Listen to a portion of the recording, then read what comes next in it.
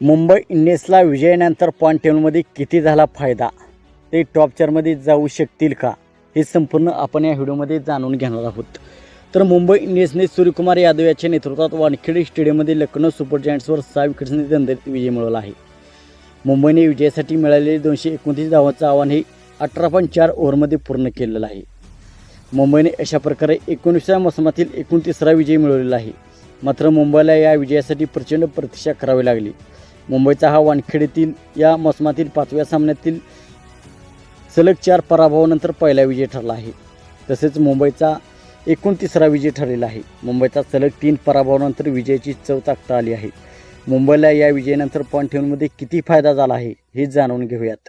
तर मुंबईने या विजयासह प्लेऑफमधील आपलं जर-तरचं आव्हान कायम राखलेलं आहे. जर पराभवामुळे लखनौच्या अडचणीत वाढ झाली आहे. लखनौचीही प्लेऑफबाबत मुंबईसारखीच स्थिती झाली आहे. मुंबई विरुद्ध लखनौ सामन्याच्या निकालानंतरही पॉईंट टेबलमध्ये कोणताही बदल झालेला नाही.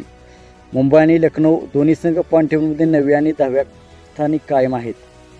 मुंबईच्या खात्यात आता 3 विजयानंतर एकूण 6 गुण झाले आहेत. मुंबईच्या 9व्या स्थानी विराजमान आहे.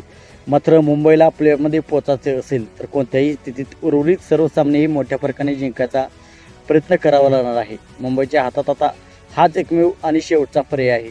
जर लखनौने 9 सामन्यानंतर 7 सामने गमावले आहेत तर 2 सामने जिंकून 2 गुणांची कमाई केली आहे. त्यामुळे लखनौने उर्वरित 5 सामने जिंकले तरी त्यांना इतर संघावर अवलंबून राहावं लागणार आहे.